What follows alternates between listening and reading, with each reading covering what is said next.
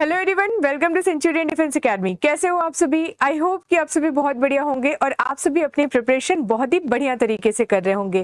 तो जैसे कि आप सभी ने न्यूज़ देखा होगा और न्यूज़ में क्या देखा होगा, तो वो वन नेशन वन इलेक्शन। तो फिर मन में आपके क्वेश्चन आ रहा होगा कि ओवरऑल मैम ये वन नेशन वन इलेक्शन होता क्या है। ठीक है, आज हम इसके बारे में जानने वाले हैं। लेकिन हाँ, अगर इस टॉपिक के बारे में बात करूं तो ये टॉपिक मैंने पहले भी एक बार डील किया था, लेकिन हो सकता है कि आप सभी से स्किप हो गया होगा। ठीक है, कोई बात नहीं, वापस से मैं इस चीज को डील करने वाली हूँ। ठीक है, लेकिन ये टॉपिक जो है ये हमारे लिए बहुत ही ज्यादा इंपॉर्टेंट है, चाहे मैं एसएसबी की बात करूं या फिर हमारे नॉर्मल रिटन एग्जाम की बात करूं। ठीक है, तो ये जो सेशन है ये इंपॉर्टेंट है, इसलिए जल्दी से इस सेशन को आप सभी अपने दोस्तों के बीच में शेयर कर दीजिए। ठीक है, तो फिर सेशन की शुरुआत करते हैं। ठीक है, अब आपके मन में एक क्वेश्चन आ रहा होगा, ठीक है, कि मैम ये वन नेशन वन इलेक्शन आखिरकार अभी न्यूज में क्यों है? तो ठीक है, पहले कंटेक्स्ट को जान लेते हैं। क्या हुआ है ना कि अभी हाल ही में कैबिनेट के द्वारा अप्रूवल मिल चुका है, किसको?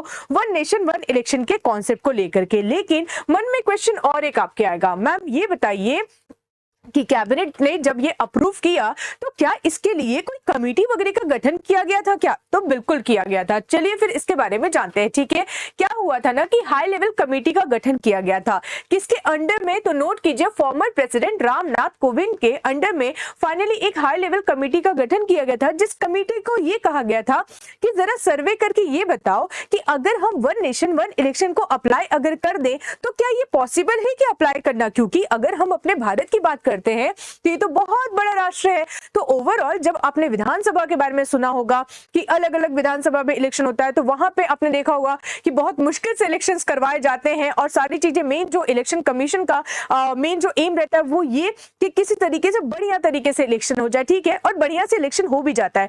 बट स्टिल अगर हम कहें कि एक साथ पूरे देश का इलेक्शन एक ही साथ करवा दो तो क्या ये पॉसिबल है? ठीक है, इस कमेटी का गठन किया गया। कमेटी का गठन 2023 में किया जाता है। ठीक है, और फाइनली इस कमेटी ने रिपोर्ट भी पेश कर दिया और रिपोर्ट पेश करके कहा कि बिल्कुल हम वन नेशन वन इलेक्शन करवा सकते हैं। ठीक है, यानी कि पहले रिपोर्ट आया, रिपोर्ट आने के बाद फिर कैबिनेट ने पढ़ा, कैबिनेट ने बोला ठीक है इसको अप्रूव कर दो, यानी कि अब ये बिल आएगा कहां? तो लोकसभा और राज्यसभा में आने वाला है। लेकिन आपके मन में और एक क्वेश्चन होगा, क्या कि मैम ये बताइए कि जिस तरीके से हमने रीऑर्गेनाइजेशन ऑफ स्टेट के बारे में पढ़ा था कि रीऑर्गेनाइजेशन ऑफ स्टेट के लिए एक अलग से कमीशन बनी, फिर उसने रिपोर्ट पेश किया, रिपोर्ट पेश करने के बाद हमारे कॉन्स्टिट्यूशन में अमेंडमेंट हुआ, क्या वैसा ही कुछ यहाँ पे होने वाला है? बिल्कुल वैसा ही होने वाला है। समझिए कि ये कमेटी कब बनी? 2023 में कमेटी ने रिकमेंडेशन दिया कि चलो ठीक है one nation one election apply कर दो। तो पूछा गया कमेटी से ये बताओ कि वन नेशन वन इलेक्शन हम अप्लाई तो कर देंगे, लेकिन कितने फेजेस में करें? तो चलिए फिर इसके बारे में जानो।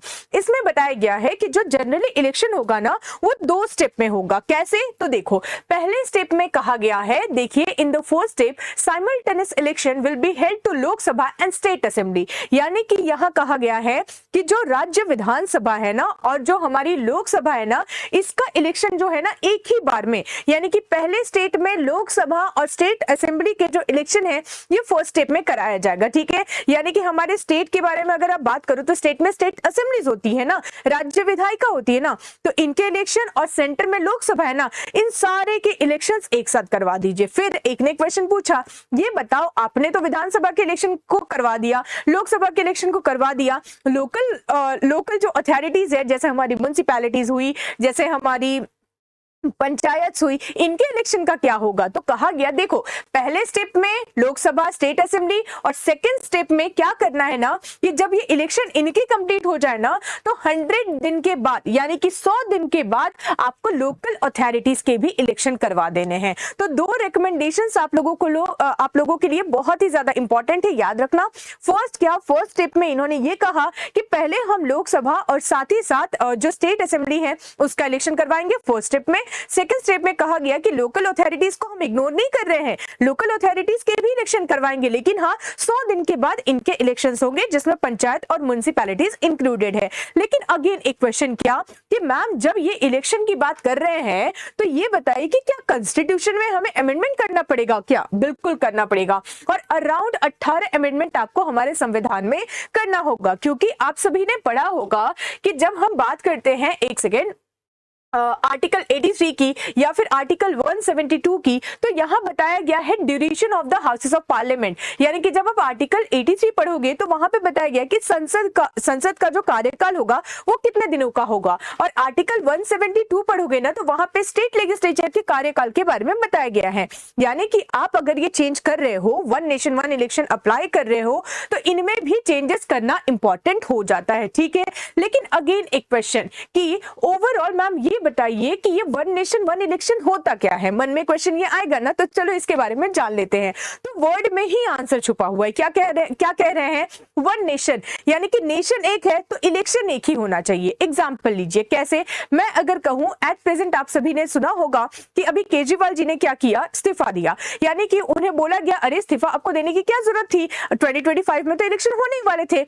यानी कि अभी मैं अगर कहूं तो दिल्ली में नेक्स्ट ईयर इलेक्शन होने वाले हैं, ठीक है। अभी कुछ और एग्जांपल अगर मैं लूं तो महाराष्ट्र में अभी इलेक्शन होने वाले हैं। यानी कि आप ये देख रहे हो दिल्ली में अलग से इलेक्शन चल रहा है, महाराष्ट्र में अलग से इलेक्शन चल रहा है, बिहार में अलग से इलेक्शन होगा, उत्तर प्रदेश में अलग से इलेक्शन होगा। लेकिन वन नेशन वन इलेक्शन का कहना यह है कि चाहे दिल्ली की बात करो, चाहे महाराष्ट्र की बात करो, चाहे बिहार की बात करो, चाहे उत्तर प्रदेश की बात करो, ये सारे इलेक्शन और इंक्लूडिंग हमारे लोकसभा के इलेक्शन सबको एक साथ करा दिया जाए। क्या चीजें समझ में आई? यानी कि जब हमारा राष्ट्र एक ही है तो इलेक्शन भी एक होना चाहिए। क्योंकि जब आप कह रहे हो कि बिहार में इलेक्शन कराओ, उत्तर प्रदेश में कराओ, दिल्ली में कराओ, महाराष्ट्र में कराओ, तो बताओ इतने बार इलेक्शन करवाते करवाते तो इलेक्शन कमीशन ही थक जाएगी।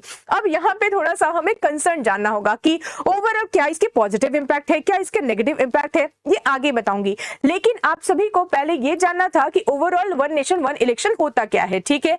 नेक्स्ट जो हमें याद रखना है वो ये कि मैम ये बताइए कि पहले तो हमने मतलब आज तो हमने ये जान लिया कि one nation one election apply करने की बात की जा रही है, लेकिन क्या इसके पहले भी ऐसा कभी हुआ था क्या कि वन नेशन वन इलेक्शन हुआ करता था? तो बैकग्राउंड में आइए, देखिए। अब सभी को पता है कि 1947 में हम आजाद होते हैं, लेकिन उसके बाद हमारा जो मेन एम रहता है वो है कि हमें स्टेबल गवर्नमेंट बनानी थी, ठीक है। हमारे पास ज्यादा उतने पैसे नहीं थे, हमें तो बस इतना था कि किसी तरीके से प्रॉपर चीजें हो जाए, क्योंकि इंस्टेबिलिटी बहुत ज्यादा थी ड्यू टू डिवीजन, ठीक है। अब क्या हुआ, अब हमने बोला स्टेबिलिटी चाहिए, तो फिर 1947 के बाद 1950 तक कोई इलेक्शन नहीं कराया गया। पहले कहा गया एक काम करो, सारी स्थितियां नॉर्मल हो जाए। यानी कि इलेक्शन की शुरुआत कब होती है? इलेक्शन की शुरुआत 1951 के दौरान होती है। और 1951 के दौरान चाहे लोकसभा की बात करो, चाहे स्टेट असेंबलीज के इलेक्शन की बात करो, सबके इलेक्शन एक ही बार में हुए थे।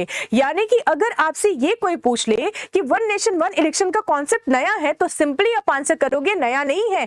जब हमारा फर्स्ट लोकसभा इलेक्शन हुआ था ना, उस दौरान यानी कि 1951 के दौरान लोकसभा के इलेक्शन भी 1951 में हुए थे, और साथ ही साथ जो स्टेट असेंबलीज थी उनके भी इलेक्शन साथ ही में हुए थे। क्या क्लियर हुआ? अब नेक्स्ट जो आपको याद रखना है कि क्या पहली ही लोकसभा ऐसी थी? बिल्कुल नहीं। चाहे हम बात करते हैं सेकंड लोकसभा की, या फिर हम बात करते हैं थर्ड लोकसभा की, या फिर हम बात करते हैं फोर्थ लोकसभा की, ये सारे लोकसभा के इलेक्शंस जब हुए थे तो इसके साथ स्टेट असेंबलीज के भी इलेक्शन हुआ करते थे, ठीक है। यानी कि वन नेशन वन इलेक्शन का कॉन्सेप्ट चल रहा है स्टार्टिंग से। लेकिन बीच में क्या हुआ, बीच में कुछ स्टेट असेंबलीज जो थी, राज्य विधानसभा जो थी, वो भंग हो गई। भंग होने की वजह से क्या हुआ, क्रोनोलॉजी टूट गया। यानी कि सोचिए कि जनरली कितने साल के लिए होता है, तो जनरली 5 साल के लिए होता है। लेकिन बीच में अगर स्टेबिलिटी गवर्नमेंट की नहीं रहती है ना, तो क्या होता है, मेजॉरिटी नहीं है तो आप सरकार नहीं चला सकते। इसका मतलब लेजिस्लेटिव असेंबली भंग हो गई। अब जब भंग हो गई, इसका मतलब ये हुआ कि आपको बीच में इलेक्शन करवाने पड़े। अब क्या हुआ, वो क्रोनोलॉजी जो ब्रेक हुआ है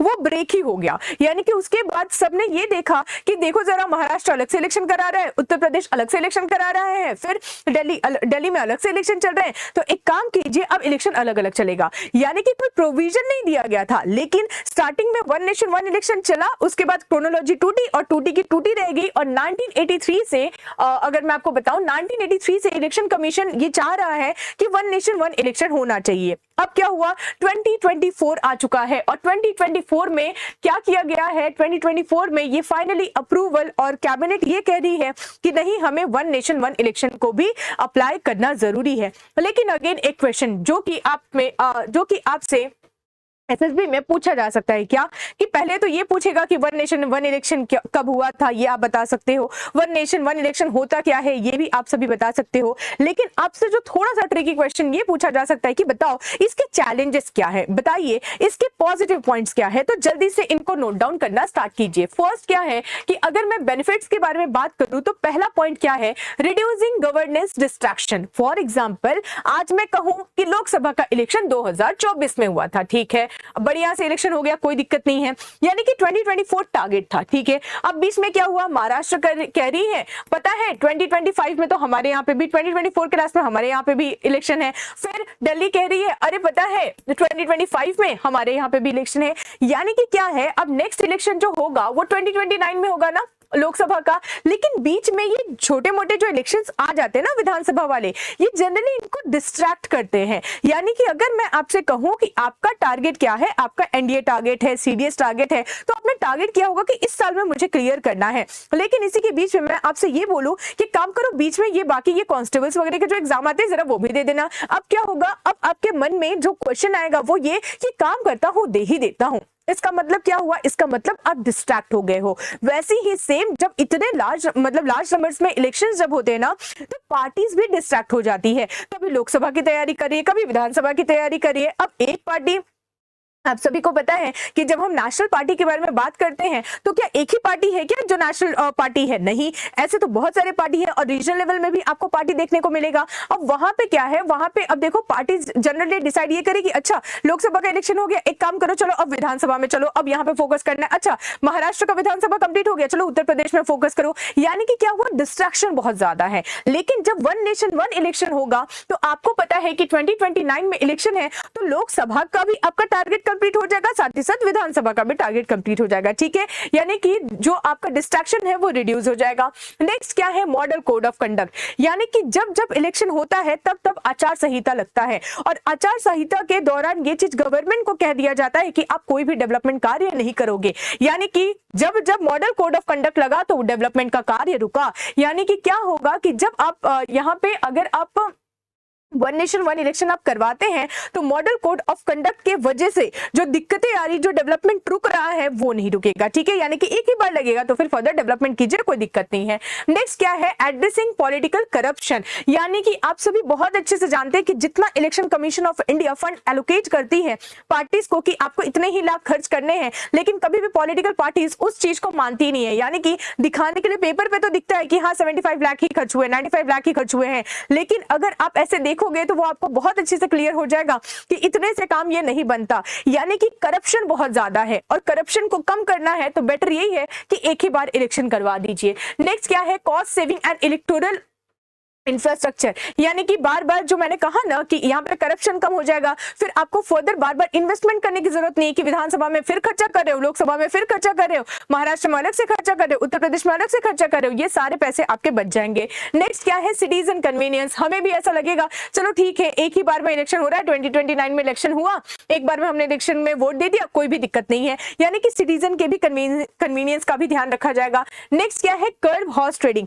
यानी कि जनरली ऐसे लोगों को आपने देखा होगा, ऐसे एमपीज को आप लोगों ने देखा होगा जो पहले तो आते हैं इस पार्टी में, फिर फर्दर क्रॉस होकर के बोलते हैं अरे नहीं नहीं नहीं हम तो इस पार्टी में नहीं रहेंगे, एक काम करते हैं पार्टी चेंज कर लेते हैं। तो फिर क्या, जब आपका टाइम भी आपने देख लिया कि 2029 में इलेक्शन हुआ है, नेक्स्ट 2034 में होगा, तो हॉर्स ट्रेडिंग पे भी हम क्या कर सकते हैं, यानी कि दल जो लोग बदलते हैं ना उन पे भी रोक लगा सकते हैं। तो ये आपके कुछ इंपॉर्टेंट बेनिफिट्स थे जो कि आपको याद रखना है। लेकिन कोई भी पॉलिसी आए, कोई भी लॉ आए, उसमें कंसर्न ना हो ये कैसे हो सकता है, चैलेंजेस ना हो ये कैसे हो सकता है, तो चैलेंजेस को भी देख लेते हैं। तो फर्स्ट है constitutional concern and mid term collapse, यानी कि मैंने आपको क्या कहा, मैंने आपको कहा पहली Lok Sabha one nation one election, दूसरी Lok Sabha one nation one election, तीसरी Lok Sabha one nation one election. लेकिन बाद में क्या हुआ, बाद में जो पार्टीज है वो टूट गई, यानी कि बीच में असेंबली भंग हो गई। इसका मतलब क्या कि मेजॉरिटी नहीं रही। अब यहाँ पे क्या करोगे, यहाँ पे पूछा गया ये बताओ कोई भी लेजिस्लेटिव असेंबली अगर बीच में किसी पार्टी की बहुमत चली जाती है और बीच में अगर वो लेजिस्लेटिव असेंबली भंग हो जाती है, आगे आप क्या करोगे। यानी कि समझिए कि 2029 में आपने इलेक्शन कराया, ठीक है, इलेक्शन कराया था 5 साल के लिए, यानी कि नेक्स्ट इलेक्शन जो होने वाला था वो 2034 में होने वाला था। लेकिन क्या हुआ, देखा ये गया कि जिस पार्टी ने, मान लेते हैं उत्तर प्रदेश में एक गवर्नमेंट बनी, कोई भी एबीसीडी पार्टी थी, ठीक है, अब इनकी जब सरकार बनी तो 2029 में बना, लेकिन पता चला कि इनके सरकार के पास बहुमत ही नहीं है और 2030 के अराउंड इनके सरकार की बहुमत चली गई।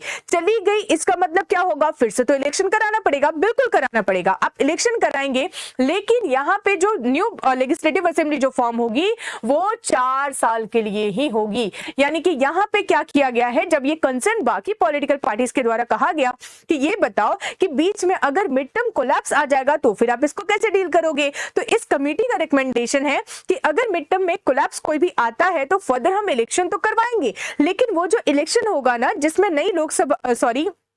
नई विधानसभा अगर चुन करके आएगी तो वहां पे ये बताया जाएगा कि आपका जो टर्म पीरियड रहेगा ना वो रेस्ट टर्म पीरियड रहेगा। यानी कि 2030 में अगर कोई पार्टी, मतलब जो पार्टी रूल कर रही थी, अगर उसके पास मेजॉरिटी नहीं बची तो वो रूल कब तक करने वाली थी, 2034 तक ना, तो सिर्फ 4 ही साल आप कंटिन्यू करोगे। यानी कि ये नहीं कि 2030 में इलेक्शन हुआ है तो 2035 तक आप कंटिन्यू करोगे, नहीं, टर्म पीरियड आपका वही रहेगा, ठीक है। नेक्स्ट क्या है, लॉजिस्टिकल चैलेंजेस। आप सभी ने ईवीएम के बारे में सुना होगा और जनरली ये भी कंसर्न आता है कि ईवीएम हैक हो जाता है, ये हो जाता है, वो हो जाता है, ये सब आपने सुना होगा।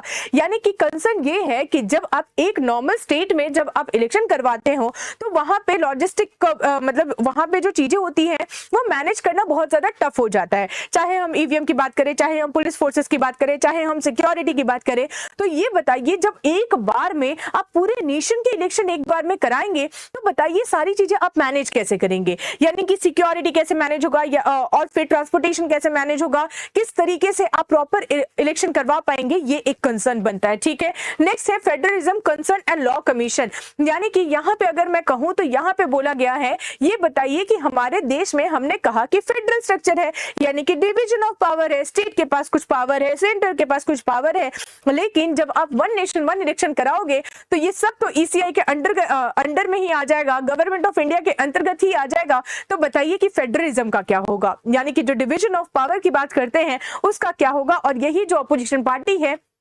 यही मेन पॉइंट उठा रही है कि फेडरलिज्म, हम कहते हैं कि भारत में फेडरल स्ट्रक्चर है, तो फेडरल स्ट्रक्चर पे ये हो सकता है कि कहीं ना कहीं क्वेश्चन मार्क लेकर के आए। लेकिन अब आप सभी को क्या समझना है, आप सभी ने ये चीज तो समझ ही ली होगी कि बेनिफिट्स क्या है और चैलेंजेस क्या है। ओवरऑल अगर मैं कंक्लूजन की बात करूं तो कंक्लूजन ये कि अगर देखो कोई भी चीज अच्छा करना है तो चैलेंजेस तो होंगे, उसमें तो कोई दिक्कत ही नहीं है, लेकिन अब हमें क्या करना होगा, इन चैलेंजेस को फेस करना होगा, ठीक है। हमें पता है, हम देख रहे हैं कि हमें सिक्योरिटी और टाइट करनी होगी, कोई बात नहीं है। अगर हमने इतना बड़ा चीज मतलब सोच लिया है, 1951 के दौरान हुआ था ना, 96 फिर उसके बाद बाकी इलेक्शंस के दौरान हुआ था ना, यानी कि कोई बात नहीं, हम चैलेंजेस फेस करके, चैलेंजेस से ओवरकम करके हम कोशिश करेंगे कि one nation one election apply हो जाए। लेकिन अब देखते हैं कि गवर्नमेंट का आगे का स्टेप क्या होता है, ठीक है। यानी कि आई होप कि आप सभी को चीजें क्लियर हो गई होगी कि वन नेशन वन इलेक्शन होता क्या है, सबसे पहले कब अप्लाई किया गया, फर्दर रिकमेंडेशंस किस कमेटी के द्वारा आया और इस कमेटी के हेड कौन थे, ये टोटल चीजें क्लियर हो गई होगी, ठीक है। बेनिफिट्स क्या है, चैलेंजेस क्या है और कंक्लूजन क्या है, ये सारी चीजें मैंने आप सभी को बता दी, ठीक है। तो सेशन अच्छा लगा होगा तो बिल्कुल सेशन को शेयर करना ना भूलें, और हाँ नए हैं चैनल पे तो सब्सक्राइब करना भी नहीं भूलना है, और हाँ सेशन को लाइक करना भी नहीं भूलना है, ठीक है। मिलते हैं आपसे नेक्स्ट सेशन में, तब तक के लिए thank you so much and जय हिंद टू एवरीवन।